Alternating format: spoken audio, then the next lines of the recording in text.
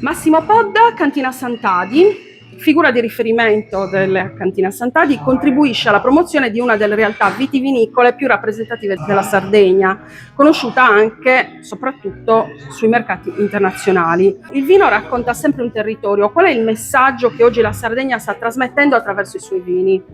Il vino effettivamente racconta il territorio, tant'è vero che noi per primi siamo sempre attenti, anche quando abbiamo il calice in mano, a non parlare di un calice di vino, ma parlare di un calice dove dentro c'è il territorio, attraverso il vino.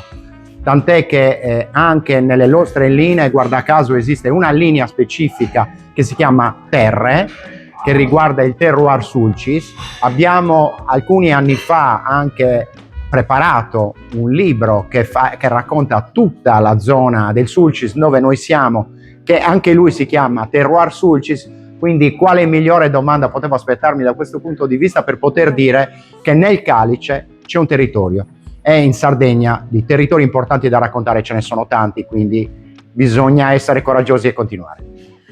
Cosa vi lega ai Sardinia Food Awards? Sardinia Food Awards noi è da tantissimi anni che iniziamo a suo tempo come una delle cantine che si era proposta per essere valutata.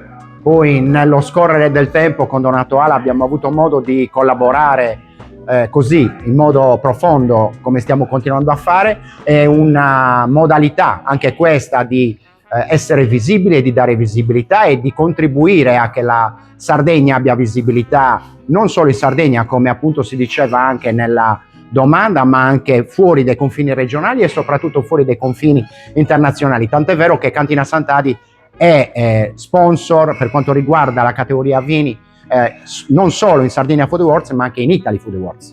Esattamente. Massimo, noi la ringraziamo e le auguriamo una buona serata. Grazie a voi.